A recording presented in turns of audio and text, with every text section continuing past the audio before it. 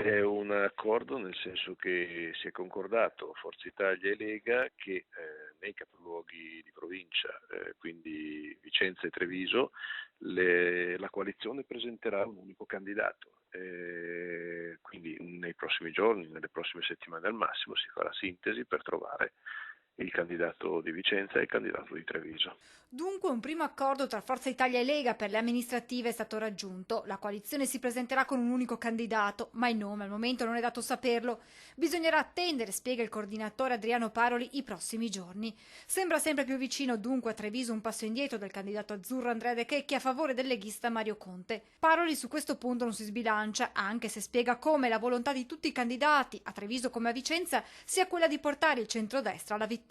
De Checchi, come tutti gli altri, insomma, è candidato ed è disponibile allo stesso tempo a fare, come si dice, un passo di lato.